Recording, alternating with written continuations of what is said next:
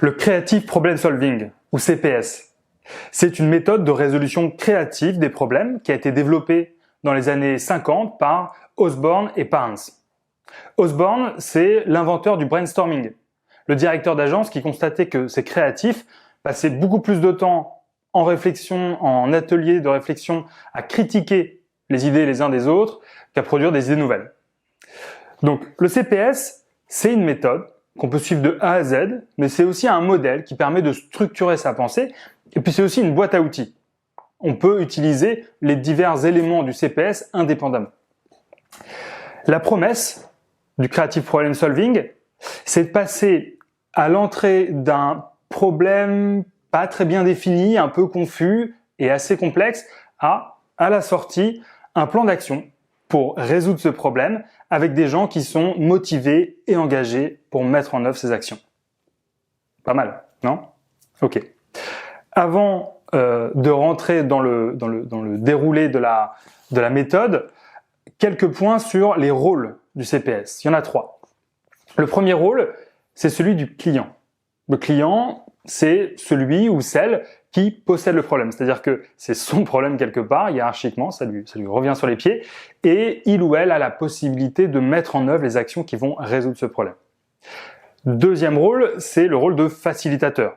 C'est la personne qui va organiser le Creative Problem Solving, qui va l'animer et qui va tenir la méthode et le cadre de travail pendant toute la durée du travail en collectif. Dernier rôle, c'est le groupe ressources. Le groupe ressources, c'est des gens qui vont venir participer à la résolution collective du problème. Idéalement, le groupe ressources est composé au moins en partie de gens qui ont partie liée avec ce problème, qui vont avoir à mettre en œuvre la solution derrière. Ok ?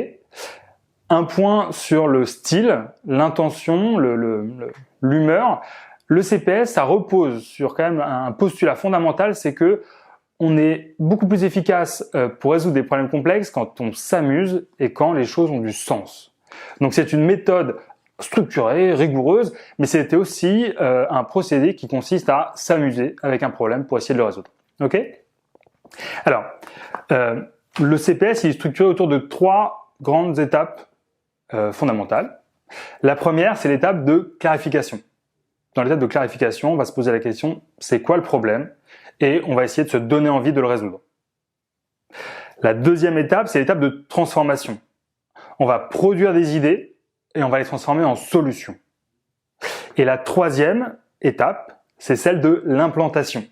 On va se poser la question de comment ces idées et ces solutions vont pouvoir être mises en œuvre et devenir une réalité concrète. Ok, on va rentrer dans le détail. La phase de clarification, elle se décompose en 3 sous-phases que je vais vous lister.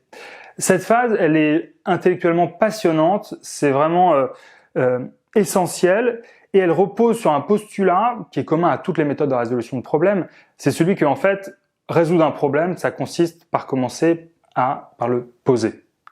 Toute méthode un peu sérieuse de résolution de problème ne commence pas par la solution, mais commence par se poser la question de quel est le problème qu'on essaye de résoudre. Donc c'est ça qu'on va essayer de traiter dans cette phase de clarification. Première phase de l'étape clarification, c'est le diagnostic. On va explorer assez largement la situation dans laquelle on est, se demander ce qui va bien, ce qui va mal, les tensions possibles, et au sein de cette phase, on peut utiliser par exemple des exercices classiques comme une matrice SWOT, on peut utiliser l'avocat de l'ange, l'avocat du diable, ou beaucoup d'autres sujets. Dans cette phase de diagnostic, on va aussi se poser la question, est-ce qu'on a vraiment besoin d'utiliser le CPS ? Est-ce qu'on a besoin d'innover ? Est-ce qu'on est motivé pour traiter le problème ? Est-ce que le problème est bien à nous ? Si quelqu'un d'autre et pas nous avons la possibilité de résoudre le problème à traiter, c'est pas la peine de passer du temps ensemble pour tenter de résoudre ce problème. Deuxième étape, c'est l'étape de vision. L'étape de vision, c'est assez particulier.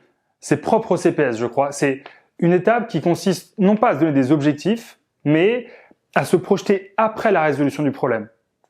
Et à se demander à quoi ça ressemblerait, le monde avec ce problème qui est résolu. Et c'est une étape qui consiste à la fois à aligner les intérêts, pas forcément de manière extrêmement précise comme dans les objectifs, mais voilà, donner une vision, un guide, une orientation, et puis aussi à se donner envie. Une façon de faire, il y en a plusieurs, mais de traiter cette séquence de la vision, c'est par exemple le visionning. C'est un exercice où on ferme les yeux et on se projette et on se dit ok, On est dans 2 ans, le 1er juin 2023, et le problème a été résolu. Je vais au travail, qu'est-ce qui se passe de différent? Qu'est-ce que je ressens? Ok? Et puis on va partager là-dessus et on va essayer de formuler ensemble cette vision. Troisième et dernière phase de l'étape de clarification, c'est la phase des défis. C'est la phase la plus sensible, c'est là où on va essayer de finalement poser le problème, formuler une question qui nous permettra, si on y répond, de passer du diagnostic, la situation existante, à notre vision idéale, là où on veut arriver. Les défis, la consigne, c'est une question qui commence par « comment faire pour ». Il faut qu'elle soit large. Si c'est une question hyper concrète, ça n'a pas d'intérêt d'y mettre trop d'énergie. Il faut qu'elle soit en même temps précise. Comment faire pour changer le monde, hein, faudra avoir du temps. Et il faut qu'elle soit surtout, cette question, motivante. Il faut qu'on ait envie d'aller chercher une énergie supplémentaire pour la résoudre. Ok? Donc diagnostic, vision et défi pour passer de l'un à l'autre. Ok? Là, on a fini la phase de clarification. Donc en gros, on sait quel est le problème qu'on doit résoudre. Il est formulé dans le défi. Ensuite, on va passer à la phase de transformation. La phase de transformation, on rejoint peut-être des choses que vous connaissez un peu plus classiques. La phase de transformation, c'est là où on va essayer de trouver des solutions, bêtement, à notre problème. On va distinguer 2 étapes. Une étape qui va être celle de l'idéation. Là, assez classiquement, on va faire quelque chose qui va être un brainstorming. Brainstorming, je rentre pas dans le détail. Attention à bien séquencer votre brainstorming. Il y a une phase nécessairement de divergence, on va chercher la quantité avant la phase de convergence où on va pouvoir organiser, trier, sélectionner les idées. C'est hyper important parce qu'en fait, quand on fait un CPS, a priori, c'est qu'on a besoin d'innover. Or, les idées innovantes, les idées qui sont bonnes, les idées qui sont novatrices, utiles, eh bien en fait, c'est celles qui viennent à la fin. Et il n'y a pas d'autre choix, c'est comme si on avait un robinet à créativité, à idées, que de sortir d'abord toutes les autres idées qu'on a dans la tête.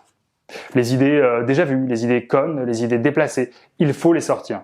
Donc c'est pour ça qu'on cherche la quantité d'idées, et il y a plein de méthodes pour relancer et alimenter la créativité des gens. Donc idéation, seulement, voilà, vous êtes en collectif, vous êtes à cette phase d'idéation, vous êtes hyper enthousiaste, vous avez collé plein de post-it.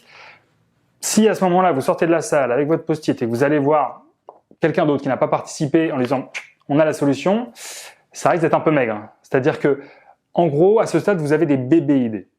Des toutes petites idées, un peu fragiles, et il s'agit, dans l'étape d'après, qu'on va appeler l'étape de solution, de les transformer en idées un peu plus robustes, de les renforcer, de les questionner. Donc là, dans cette phase, il y a différents outils. On va utiliser, par exemple, la fiche concept, qui permet de questionner un petit peu les valeurs ajoutées de cette idée. Un autre outil qui est, par exemple, le PPCO, qu'on peut décrire par ailleurs dans les ressources Epigo. Voilà. Vous êtes passé du problème à une phase d'idéation, vous avez des solutions.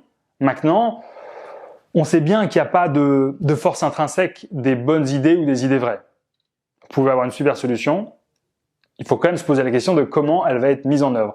Et c'est là une des forces du CPS, c'est de ne pas vous laisser dans la nature avec ces super solutions, mais d'avoir l'étape d'après, qui est l'étape d'implantation. Alors l'étape d'implantation, notre objectif, c'est, voilà, on se confronte au principe de réalité. A priori, on fait par exemple partie d'une organisation, et mettre en place cette nouvelle solution, ça va pas se faire tout seul, et peut-être même que tout le monde va pas être complètement d'accord. Donc il y a une phase qu'on appelle la phase d'adhésion. Il s'agit de se poser la question de comment les acteurs autour de vous, dans l'organisation, vont réagir par rapport à cette solution que vous apportez. Il s'agit de se questionner, est-ce qu'il y a des gens à qui ça va déplaire, est-ce qu'il y a des gens, au contraire, qui vont être des alliés, et de commencer à réfléchir de façon politique. Peut-être que on pourrait engager certaines personnes haut placées dans l'organisation pour qu'ils deviennent sponsors du projet. Peut-être qu'il y a des gens qu'il faudrait un petit peu éviter, ou des menaces qui peuvent planer sur votre projet. Donc là, c'est une réflexion un peu politique qu'il faut mener comme un principe de réalité. Encore une fois, c'est pas parce que votre idée est bonne qu'elle va marcher dans l'organisation. Puis dernière étape, classiquement le plan d'action, sauf que là, la proposition, c'est on le fait de manière coopérative. C'est-à-dire que il s'agit de déplier l'éventail des actions qu'il va falloir mettre en œuvre pour que votre solution devienne réalité. Donc vous pouvez diverger et noter sur des post-it toutes les actions à mettre en œuvre. Et puis après, plutôt que de dire à un tel « toi tu fais ça », proposer à chacun de prendre un post-it et d'aller le coller sur un planning en disant « bon, moi je m'engage à faire telle action pour telle date ». Voilà. On essaie de se reposer sur l'engagement et l'envie des gens. Parce que c'est comme ça qu'on arrive à attaquer des problèmes qui ne sont pas les problèmes classiques, qui sont des problèmes un peu plus complexes. Ok ? Voilà. Donc ensuite, fin de la séance. Ce genre de séance de travail sur le CPS, en général, ça peut durer 2 jours. Ça peut être un peu plus court, ça peut être plus long. 2 jours, c'est génial. Et à la fin, il s'agit de passer la main et de s'intéresser à une façon de gérer le projet beaucoup plus classique. Il y a plein de méthodes qui sont sur l'étagère et qui pourront vous servir. Donc, juste conclusion, le CPS, c'est quoi? C'est 3 grandes phases. Clarification, c'est de trouver le problème et l'envie de le résoudre. Transformation, trouver des solutions à ce problème. Et implantation, faire en sorte que ces solutions deviennent réalité dans votre organisation. C'est une méthode qui est extrêmement robuste pour traiter des problèmes complexes et c'est particulièrement pertinent quand vous avez besoin d'innover, quand vous avez besoin que les gens qui imaginent la solution la mettent en œuvre aussi et quand vous êtes dans des environnements de transformation, des environnements qui sont assez changeants. Voilà, amusez-vous bien!